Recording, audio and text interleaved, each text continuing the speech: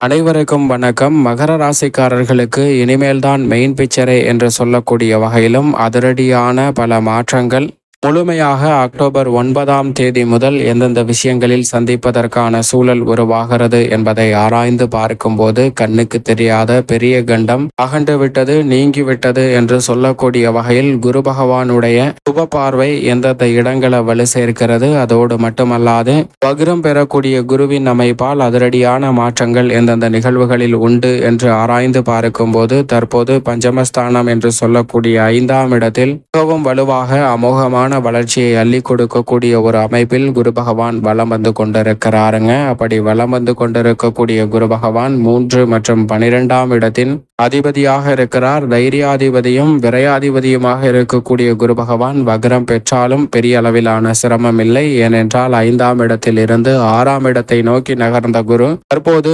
4ஆம் இடத்தை நோக்கி நகர போகிறார். எனவே நிச்சயமாக நன்மை நிறைவாக கிடைக்கக்கூடிய ஒரு தருணமாக தான் பார்க்கப்படுகிறது. ஏனென்றால் குரு பகவான் நேர்கதியில் சஞ்சரித்தாலும் சரி, வக்ரம் பெற்றாலும் சரி, குரு இஸ் ஆல்வேஸ் குரு என்று சொல்லக்கூடிய வகையில் மிக அற்புதமான வாய்ப்புகளையும் முன்னேற்றங்களையும் அள்ளி கொடுக்கிறாருங்க. நவ கிரகங்களின் அரசன் என்றும் வானியல் தலைவன் என்றும் சொல்லப்படுகிறார். மனித வாழ்வுல அதிரடியான செல்வ செழிப்பையும் முன்னேற்ற வாய்ப்புகளையும் நேர்கதியில் கொடுக்கக்கூடிய அற்புதமான கிரகத்தின் சுப பார்வை ஜென்மராசியில் பதிவது மிக பெரிய அளவிலான அசூர வளர்ச்சியையும் முன்னேற்றத்தையும் அள்ளி கொடுக்கக்கூடிய அற்புதமான தருணமாக அமைகிறது. அதோடு மட்டுமல்லாது 9 மற்றும் 11ஆம் இடத்தையும் பார்க்கிறாருங்க குரு பகவான். பாக்கியஸ்தானத்தையும் லாபஸ்தானத்தையும் பார்ப்பதால் இந்த தருணத்துல எந்த காரியத்தை நினைத்தாலும் அவற்றை நினைத்த கணமே செய்து முடிப்பதற்கான முதன்மையான யோகம் கிடைக்கிறது. எதிர்பார்க்கிறபடி புதிய தொழில், புதிய வேலை வாய்ப்பு, உத்தியோக ரீதியான பல நல்ல மாறுதல்கள் இனிமேல் தான் மெயின் பிக்சரே என்று சொல்லக்கூடிய வகையில் சிறப்பாக கைகூடுவதற்கு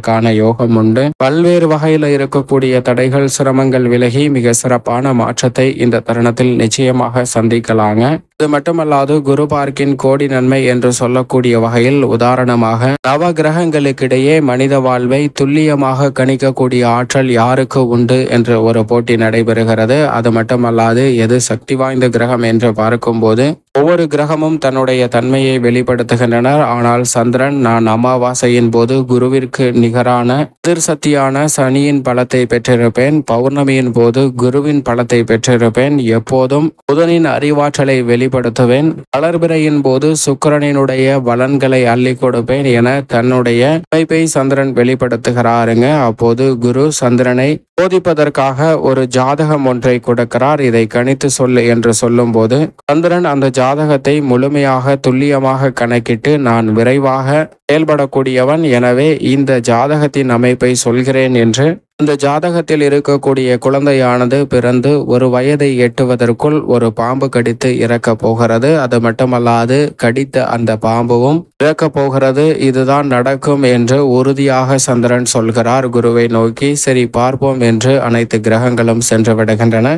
இந்த குழந்தையும் பிறந்து மரணிக்கக்கூடிய நேரமானது நெருங்கிவிட்டது. உடனடியாக சந்திரன் குருவிடம் வந்து, குருவே நீ வா போய் பார்க்கலாம், அந்த குழந்தை இன்னும் சில நேரத்துல இறக்க போகிறது என்று சொல்லி கூப்பிட குரு அதற்கு மனமில்லாமல் அந்த குழந்தை இறக்க போகிறது என்று சொல்கிறாய், நான் வரவில்லை, நீனே சென்று என்ன நடக்கிறது என்று பார்த்து விட்டு வந்து சொல்லு என்று சொல்கிறார். ஆனால் சந்திரனோ மற்ற கிரகநிலைகள் ஒன்றும் என் மீது பெரிதாக ஆட்சேபனை தெரிவிக்கவில்லை. ஆனால் நீ என்னை சோதிப்பதற்காக இந்த வேலையெல்லாம் செய்தாய், அதனால நீ வந்தே ஆக வேண்டும், நீ வந்தாதான் போவேன் அப்படின்னு குருவை அடம் பிடிச்சு கூப்பிட வேறு வழி இல்லாமல் குருவும் அங்கு வருகிறார். அப்போது அந்த குழந்தையானது ஒரு தொட்டிலில் தூங்கி கொண்டிருக்கிறது.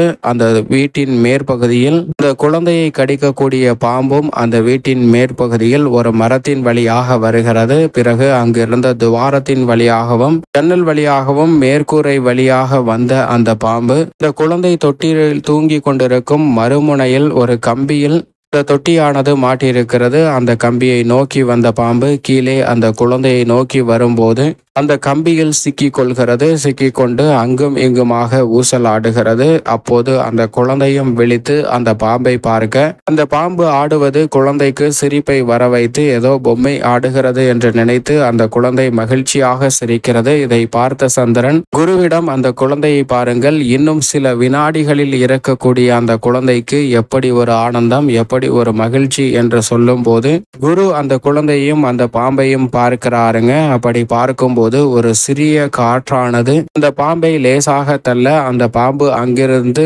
ஜன்னல் வழியாக வெளியே செல்ல ஆரம்பிக்கிறது. இதை பார்த்த சந்திரனுக்கு பேரதிர்ச்சி. எப்படி இது சாத்தியமாயிற்று? அந்த குழந்தை இந்நேரம் மரணிக்க வேண்டுமே என்று அந்த குழந்தையின் ஜாதகத்தை எடுத்து மீண்டும் அலசி பார்க்கிறது. அப்படி அலசி பார்த்தாலும் அனைத்து கட்டங்களும் அந்த குழந்தையின் இறப்பையும் பாம்பின் இறப்பையும் தான் உறுதி செய்கிறது என்பதால் குழப்பமடையக்கூடிய சந்திரன் இதில் எல்லாமே சரியாக இருக்கிறது, குருவின் பார்வை கூட இல்லை, எப்படி அந்த குழந்தை பிழைத்தது என்று குருவிடம் கேட்க குரு அதற்கு சொல்கிறார், எனது பார்வை அந்த குழந்தையின் ஜாதகத்தில் இல்லை, ஆனால் நீதான் அதை உருவாக்கினார் அந்த குழந்தைக்கும் அந்த பாம்பிற்கும், அதனால்தான் இரு உயிர்களும் இங்கு காப்பாற்றப்பட்டன என்று சொல்கிறாருங்க. இப்படிதான் நம்மளுடைய வாழ்விலும் நம்ம கண்ணுக்கு தெரியாத பல கண்டங்கள் நம்மளை சூழ்ந்திருந்தாலும் குருவினுடைய சுப பார்வை பல்வேறு இடங்களை வலுப்படுத்துவதோடு மட்டுமல்லாது மகர ராசிக்காரர்களுக்கு ஜென்ம ராசியில் கிடைப்பது மிக பெரிய வரப்பிரசாதமாக பார்க்கப்படுகிறது.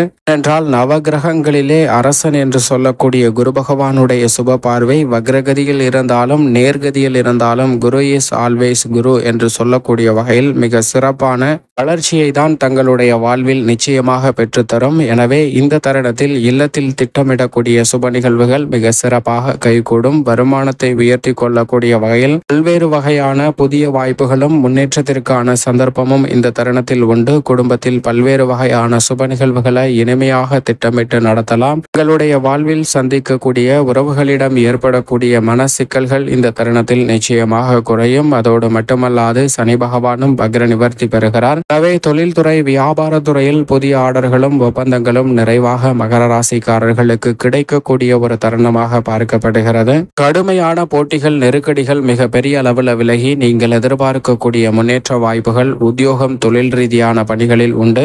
குறிப்பாக தொழில் ரீதியாக அரசாங்க சலுகைகள் உங்களுக்கு நிறைவாக கிடைக்கும். உத்தியோக ரீதியாக நிரந்தர வேலை வாய்ப்பை நோக்கி நகர்வதற்கான முதன்மையான யோகம் மகர ராசிக்காரர்களுக்கு உண்டு. ஏழரை சனி மிக விரைவில் நிவர்த்தி அடைய இருப்பதால் பல அதிரடியான மாற்றங்களை பெறக்கூடிய முதன்மையான ராசியாக மகர ராசி உள்ளது. உத்தியோக ரீதியாகவும் தொழில் ரீதியாகவும் நல்ல மாறுதல் உண்டு. கலைத்துறையில் உங்களது திறமைக்கு அங்கீகாரம் கிடைக்கும். புதிய வாய்ப்புகள் நிறைவாக உண்டு.